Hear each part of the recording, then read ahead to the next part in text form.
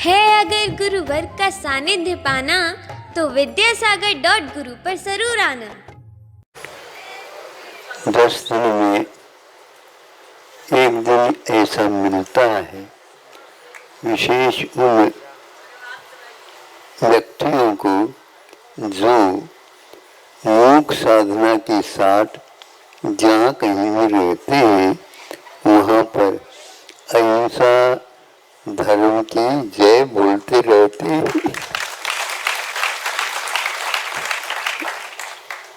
और ये अपना कर्तव्य मान करके करते हैं।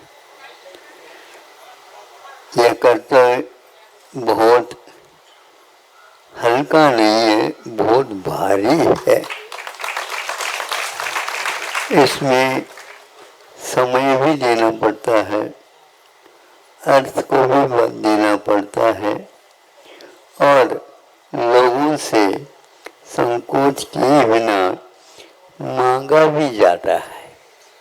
प्राय करके दूसरे से मांगना अच्छा किसी को नहीं लगता, बिल्कुल ठीक है। अपने स्वार्थ के लिए मांगते हैं तो अच्छा नहीं लगेगा। परमार्थ के लिए जो मांगा जाता है तो वो बहुमूल्य माना जाता है। इसलिए हमारे प्रभु ने ये बताया, परस्पर उपग्रहो जीवाना। ये जीव के ऊपर उपकार करें, अपने विशेष गुण की रक्षा करें। अपने पास यह गुण है कि दूसरे की भी हम रक्षा कर सकते हैं, किंतु स्वयं की रक्षा करते हुए आगे बढ़ेगा वही व्यक्ति ये कार्य कर सकेगा। परिवार को भी देखना पड़ता है, लेकिन ये भूलना नहीं चाहिए। आप लोगों के यहाँ गाय है, भैंस है या और घोड़ा है और कोई बैल है, इन सब का पालन पोषण होता है। इस सिरपुर ही ऐसा ग्राम हमें उपलब्ध हुआ। इन दिनों में सर्वत्र खेती तो होती है, लेकिन यहाँ पर ट्रैक्टर के माध्यम से खेती नहीं होती है। केवल बैलों को जोत करके ही खेती होती है। यह एक बहुत बड़ा अच्छा कदम माना जाएगा। यदि वह ट्रैक्टर का रिवाज समाप्त हो जाए तो अपने आप ही किसान लोग इनकी रक्षा कर ही देंगे और निश्चित है ये दया का एक प्रकार से सबसे ज्यादा विस्तार माना जाएगा। लेकिन पश्चिमी हवा के कारण पूर्व उसके चपेट में आ लिया, किंतु उसमें आज बहुत कुछ, अब ये रिवाज ही, परंपरा ही एक प्रकार से अहिंसा को धक्का लगाने वाली है। खाद भी समाप्त हो रहा, बीज भी समाप्त हो रहे हैं और एक प्रकार से पशुओं का पालन भी एक कष्टप्रद माना जा रहा है। एक सप्ताह पूर्व में, यह तो यहाँ पर भी रिवाज है, परंपरा है, दक्षिण में भी ये है, कुछ अंतर को लेकर के मनाया जाता है। हाथी के बराबर यहाँ पर छोटे छोटे बच्चे भी या युवा भी उनके नत्थी को पकड़ करके वह आ रहे हैं और वो किसी प्रकार से बैल प्रतिकार नहीं कर रहे हैं और बैंड बाजा से भी वह विशेष रूप से चौंके नहीं। इतने बड़े बड़े बैल और भीड़ के बीच में से जा रहे हैं, उनको किसी भी प्रकार से डर नहीं था, भय नहीं था, क्योंकि हर एक व्यक्ति का प्रेम वात्सल्य उनको उपलब्ध जैसे भी उनको श्रृंगारित किया जा रहा था, तो वह उसके ऊपर कपड़े का ऐसा वेश पहनाया जाता था, उससे वह अवश्य ही आप लोगों के प्रति उसका प्रेम अवश्य बढ़ गया होगा। यह तो बात सामान्य रूप से हो गया, किंतु प्राचीन इतिहास के अनुसार हमारे पास बहुत सारे शास्त्र, प्रसमान योग और महत्वपूर्ण कर्म सिद्धांतों में भी इसका एक प्रकार से अवशेष अथवा यूं कह दो प्रवाह के रूप में इसकी का उपयोग है, ये बताया गया है। पहले हमने कहा था आप लोगों को, जिनसेन महाराज हुए हैं, जो वो क्या लिखते हैं कि गायों को पालन आप नहीं कर रहे हैं, किंतु गायें आपका पालन कर रहे हैं। यह आपको बहुत गहराई के साथ सोचना चाहिए। पशुपाल्योपेता, पशुओं के पालन करने वालों को भी अनेक रूप से देखा जाता है, किंतु आर्ष ग्रंथों में इनका उल्लेख मिलता है और उन्होंने कहा कि ये भी वैश्य है। वैश्य का अर्थ होता है जो व्यापार करने वाला मुख्य रूप से, किंतु यह वैश्य की परिभाषा बनाई गई जो केवल वनिक वृत्ति वाला ही वैश्य नहीं होता, किंतु पशुओं के पालन करने वाले भी वैश्य होते हैं। और ये प्रथम श्रेणी में यदि कोई वैश्य होते हैं तो वे कृषक होते हैं, किसान करने वाला, किसानियत करने वाला। ये आंखें खोल देने वाली पंक्तियां हैं। इससे स्पष्ट होता है कि अहिंसा कितनी गहराई के साथ उसकी जड़ें हैं और वो आज तक कोई भी उखाड़ नहीं पाए और उखाड़ भी नहीं सकते। जिस वाणी के माध्यम से इसका प्रचार हुआ है वो तीर्थंकरों की वाणी थी, उसको कोई भी क्षतिग्रस्त नहीं कर सकता, क्योंकि उसकी जड़ें बहुत दूर तक फैली हुई हैं। फिर भी उन जड़ों में पानी चला जाए, इसका हमें ध्यान रखना होगा। दूसरे इससे भी प्राचीन ग्रंथ में हमें मिला था और उसको मिलते ही हमने सब जगह इसका प्रचार प्रसार हो, इसलिए कहा कि कविता संगोष्ठी हो रही थी और वो संगोष्ठी में हमने ये बात रखी थी कि मैं आज आपके सामने 4 अक्षर की कविता सुना रहा। आप सुनकर के विस्मित होंगे, ऐसी कौन सी वो कविता है जो 4 अक्षर में पूर्ण होती।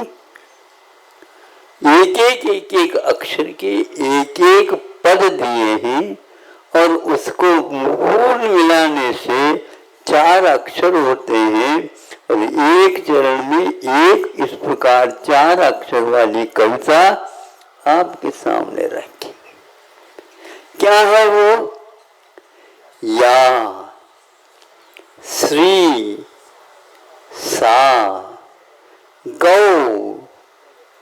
ये 4 अक्षर हो गए। धरती पर यदि कोई लक्ष्मी है, धरती को कोई संपदा है, धरती पर कोई प्राण वायु है, तो वह गौ यानी गाय है। ये जो ही कविता मिली मुझे गदगद हो गया जीवन। अपने आचार्यों की दृष्टि में ये कविता कहाँ से आ रही है पता नहीं, ये धवला की पंक्ति है, आपको सुना दी। आप लोग भी बहुत पुण्यशाली हो कि धौला की पंक्तियां आपको सुनने को मिल गए। जो गिरी गुफाओं में बैठ करके जिन भवनों का निर्माण किया गया है, उन्होंने गाय को इस रूप में स्वीकार किया है, और आप जो है इसको बेचने की बात करते हो। यहाँ पर गायें पहले बिकती नहीं थी, दूध कभी बेचते नहीं थे, आज मट्ठा भी बेचा जा रहा और अनेक प्रकार के विकल्प के साथ उसको दुकान इत्यादि में रखा जा रहा। इतना ही नहीं, हमारे लिए इनसे भी प्राचीन मुनि महाराज और ग्रंथकार मिले हैं, और यह सिरपुर में उसका उपसंहार करने जा रहे हैं हम स्वाध्याय की अपेक्षा से। यह राजवार्तिक महाग्रंथ है, तो तत्वार सूत्र के ऊपर सर्वार सिद्धि को आत्मसात करके राजवार्तिक का निर्माण किया। अकरंग देव ने भी यह उल्लेख किया, गावो धनम, ये एक बार नहीं 2 बार हमारे लिए पंक्तियां मिली हैं। गावो यह बहुवचनांत है, धनम ये एक वचनांत है, वह धन है, इसमें कोई संदेह नहीं। इसको समझे तब आप मान सकते हो, नहीं समझे तो आप इसको रहस्य नहीं समझेंगे।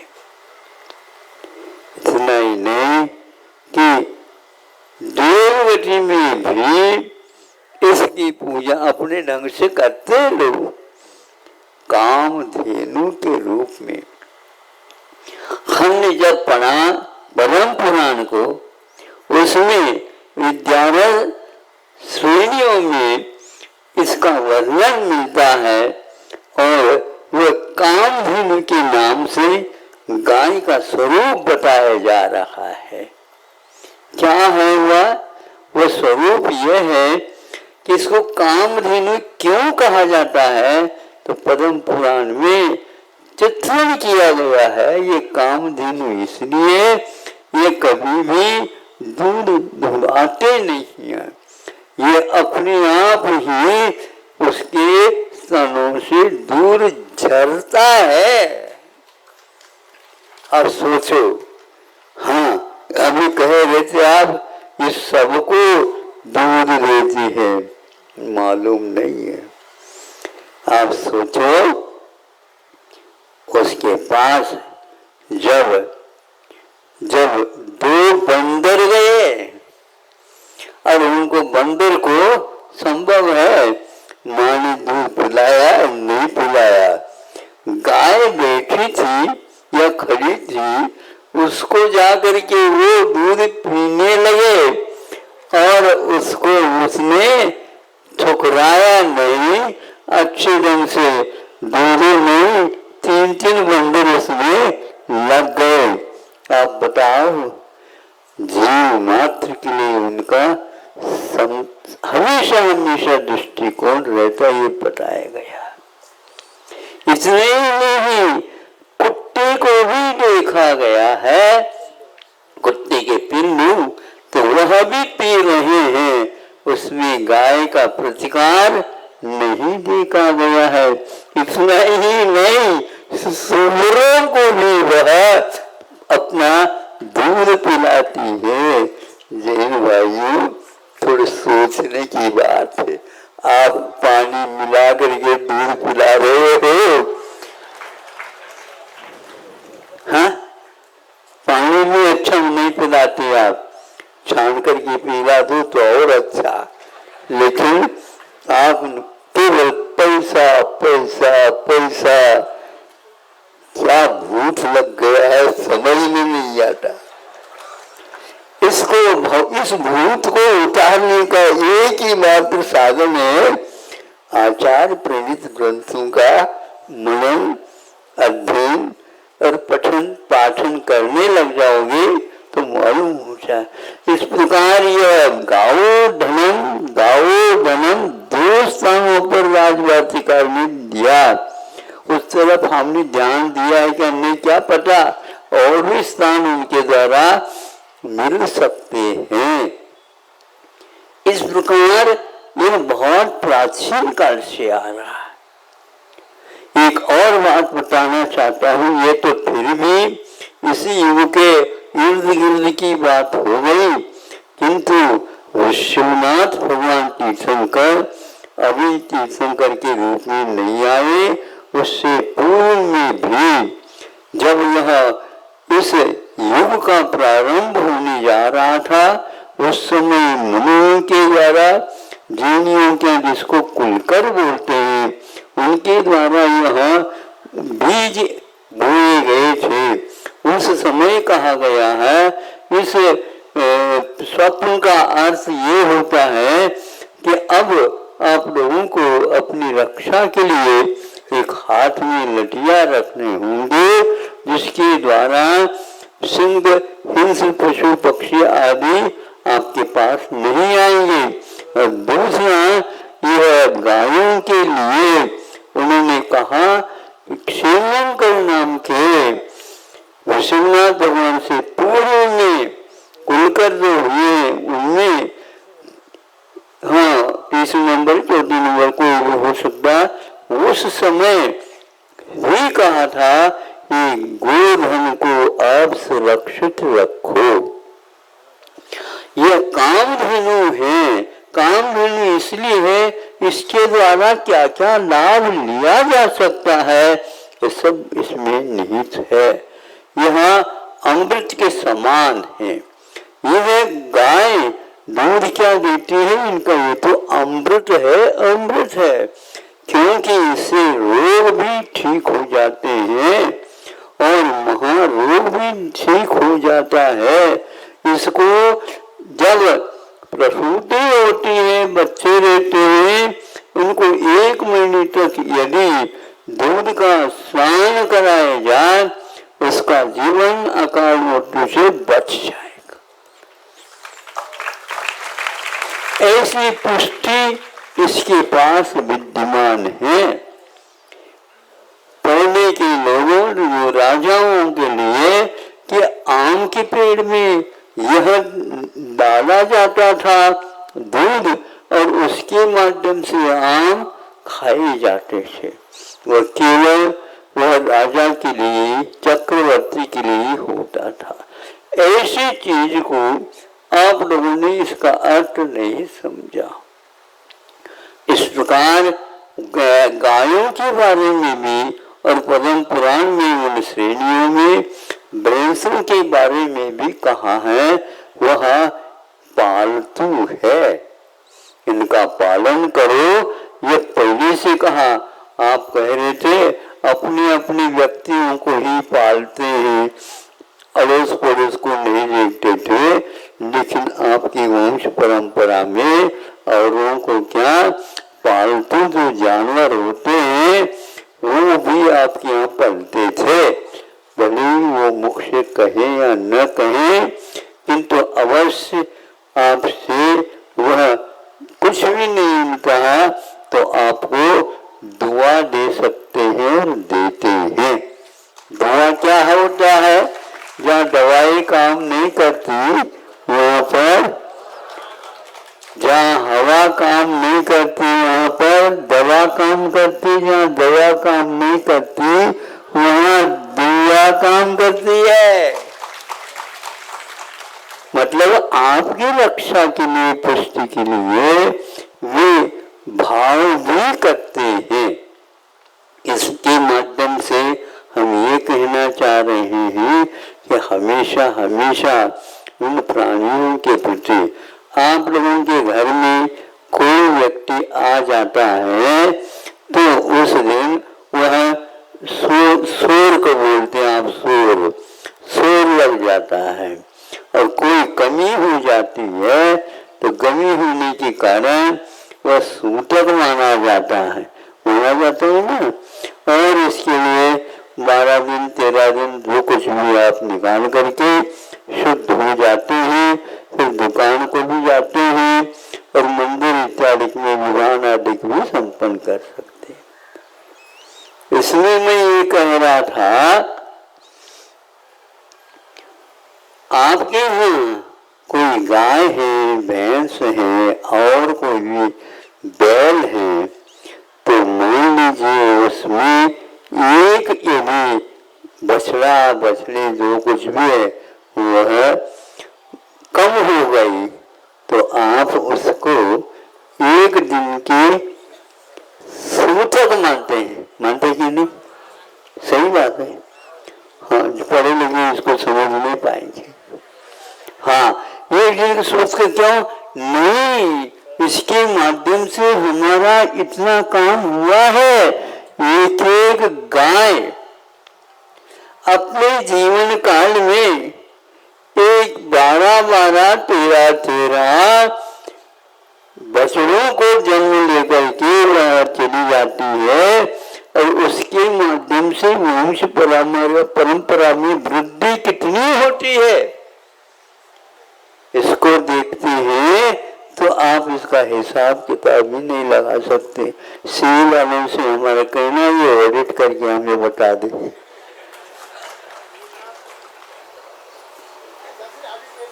हाँ? अच्छी बात है।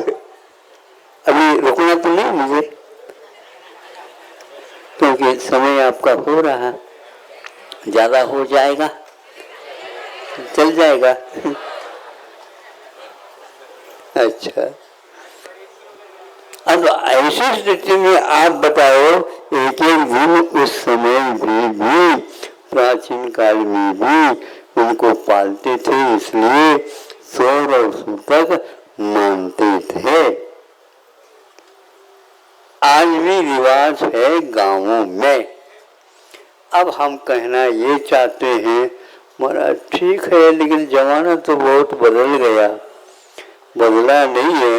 हम राजस्थान में थे, प्रवास हो रहा था, केकड़ी के इर्द गिर्द गाँवों में 10-20 गाँव बहुत से हैं और वहाँ पर प्रवास हो रहा था कि एक श्रावक की यहाँ हमारा आहार हुआ। फिर इसके उपरांत वह बताते हुए कहा, महाराज आप जो कहते हैं वो हमारे लिए बिल्कुल अभी भी याद है। जब हमारी शादी हो गई, नहीं समझे, उस समय हमारे लिए वो तो पत्नी तो मिल गई, लेकिन उसके साथ साथ 2 या 3 गैया भी दी गई थी। हाँ, गैया दी गई थी। इससे ये ज्ञात होता है वहां पर जाकर के हमारे लड़की बहुत ही संपन्न होकर के रहेगी और उसकी सेवा करेगी। पुत्र और संतान है, इस प्रकार ये दूध पी करके उनकी बुद्धि बहुत अच्छी बनी रहेगी। अहिंसा का ये पालन करेंगे। इसलिए गांधी जी ने ये कहा था कि गाय अहिंसा की कविता है।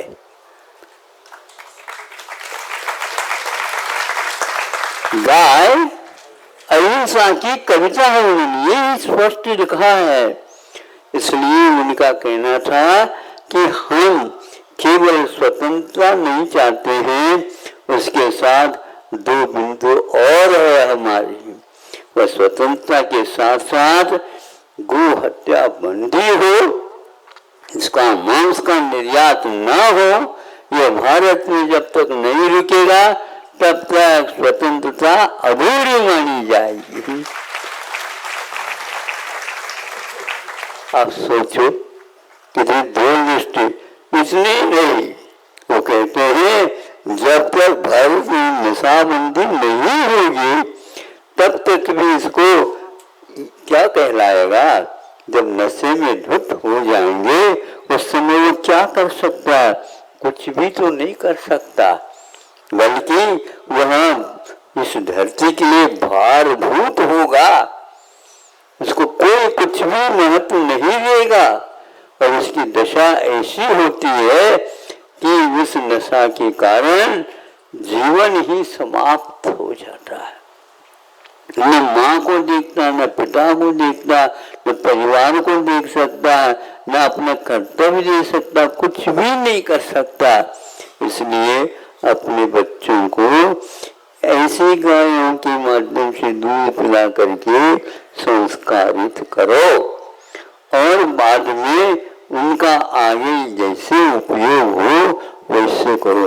इस प्रकार यदि एक किसान एक गाय पालन करता है तो वह कुछ ही दिनों के बाद उनके यहाँ घर में गाय हो जाएंगे। और ऐसा ही होता था। राम ने एक गरीब ब्राह्मण था, उसके लिए सोचा ये बहुत अच्छा पात्र है, अहिंसा का पालन करने वाला है और पढ़ा लिखा इत्यादि है, पढ़ासा भी है। उसके लिए 16,000 शेष गायों का दान दिलवाया गया। क्या एक से एक बढ़कर सफेद गैया थी। हाँ, तो महाराष्ट्र वगैरह में खिल्लारी बोलती, खिल्लारी है। हाँ हाँ, तो वहाँ उस प्रकार की गायों का दान उसने किया। कौन किसको दिया गया ये पूछो तो बहुत रोचक भाव है। यह उनको दिया जाए जिनके पास कोई अपने पैरों पर खड़े होने की क्षमता नहीं रही है, उनके लिए दिया जाए। किंतु ये ध्यान रखना किससे दिलवाया गया, इन्होंने एक दोष किया, अपराध किया। इस अपराध के पर इनको 11, 21, 25 कुव्वत यदि अच्छी है तो उसके लिए 100 गायों का भी दान, इसको गोदान बोलते हैं। आपके यहाँ आज इत्यादि दान हुए हैं, लेकिन आपका देश निर्देश यदि हो सकता है तो गायों के पालन करने से हो सकता है। और शहर से वह दिया जाता था। ये कहाँ लिखा है महाराज, आपको क्या बताएं? आप स्वाध्याय करते हैं क्या? नहीं करते हैं तो ये चीज मिलेगी नहीं। ये जो बातें कह रहे हैं ये आज के आधुनिक उपन्यास पढ़ने वालों के पल्ला पड़ेगा ही नहीं। लेकिन इसलिए मैं कहता हूँ आप जो पले हैं उस समय ये परंपरा चलती थी, अब वह गायब हो गई है। इसलिए आप लोग इन बातों से अवगत होकर के यह काम करो। तो इस प्रकार करने से पहले भूदान भी होता था, गोदान भी होता था और कन्यादान भी होता था। आज इतना दहेज लाओ और तब हमारी ऐसी मिलेगी लड़की। गोदान था, लेकिन आज मुख्य क्या है, आप अपने बच्चों को भी बेच रहे हो। अन्यथा नहीं लेना, इसका खुलासा मैं ज्यादा तो नहीं कर सकूंगा आज, क्योंकि इसके लिए बहुत समय चाहिए, तब पचेगा ये, नहीं तो अजीब हो जाएगा। हाँ, समय पर 2 दिन और पढ़ के हैं, ये रुकना चाहे तो देख लो। हाँ, क्योंकि ये बहुत महत्वपूर्ण बिंदु है। इसी प्रकार और भी बातें थी जो हमारे लिए बहुत योग्य था, जो कौटिल्य ने अपनी किताब में जो लिखी है उसमें जोरदार ये लिखा है कि जल प्रबंधन अपने आप में बहुत महत्वपूर्ण था। पहले किसानों के लिए जल प्रबंधन के माध्यम से उनकी किसानियत को विकसित कराया जाता था। आज डैम बना करके और संग्रह करके उसको रखा जा रहा है। पहले नीति ऐसा जल का उपयोग करने की नहीं थी, किंतु आज पश्चिमी हवा के कारण ये सब पूर्व की हवा में घुल मिल गई है और इसी बात को वो सोच रहे हैं। यदि क्षेत्र वास्तु हिरण्य आदि जो तालिका दी है परिग्रहों की, उसमें ये ढूंढते हैं तो बैंकिंग में यही एकमात्र सूत्र कायम रह गया है और कायम रहेगा जब तक तत्वा सूत्र रहेगा। ये पक्का है, क्योंकि कैसा कि वहाँ किसान के पास मान लो 50 एकड़ की जमीन है तो वहाँ अपनी जमीन को ऐसी उर्वरा शक्ति संपन्न बना देता है जिसके द्वारा एक साल में जो उससे फसल आती है वो तिगुना भी आ सकती है।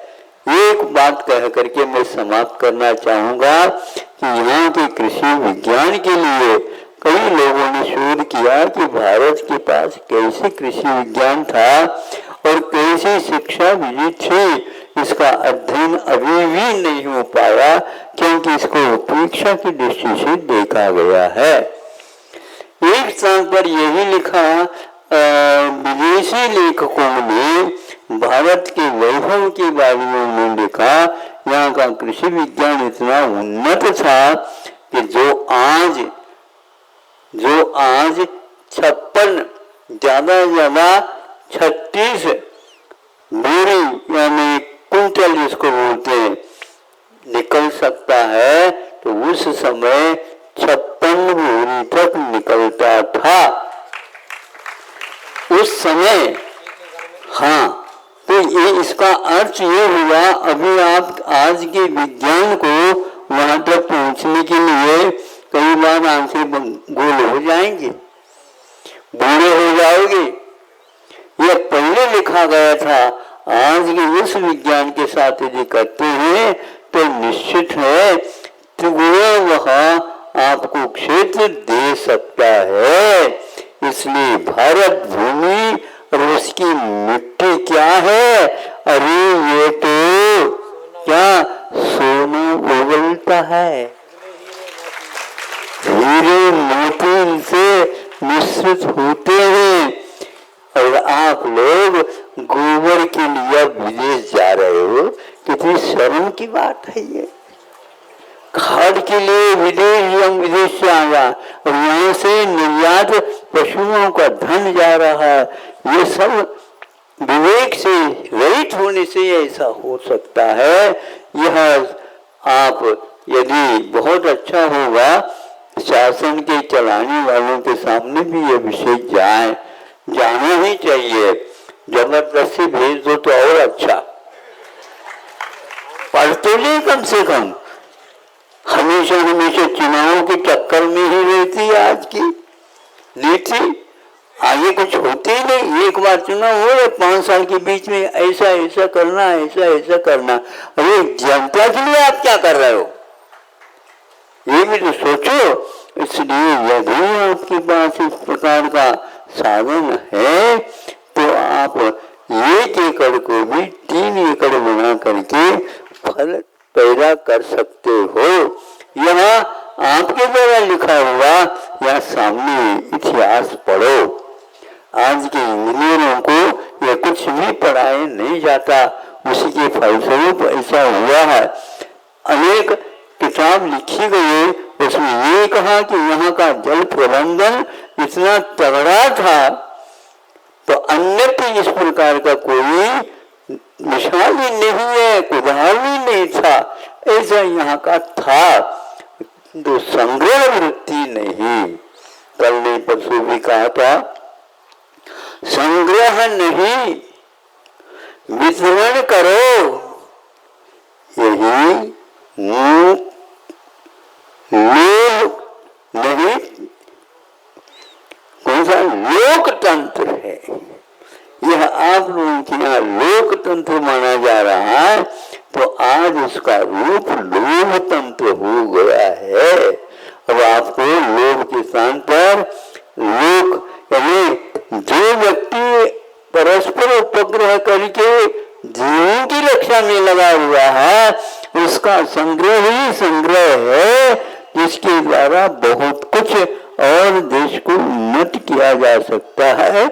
हमारा जीवन उन्नत बनेगा तो राष्ट्र भी उन्नत बनेगा। राष्ट्र को गरीब रख करके आप उन्नत अपने आप को बनाना चाहते हो, यह कभी भी संभव नहीं। इसलिए गावो धनम या श्री सा गौ, ये चार अक्षर की कविता आज यदि गांधी जी को मिल जाती तो अवश्य ही वो नाचने लग जाते कि हमारे पास ऐसे भी इतिहास लिखे हुए हैं जो भारत की उन्नति के लिए में, विश्व की उन्नति के लिए सूत्र के काम कर सकते हैं। अहिंसा परमो धर्म की। Hello hello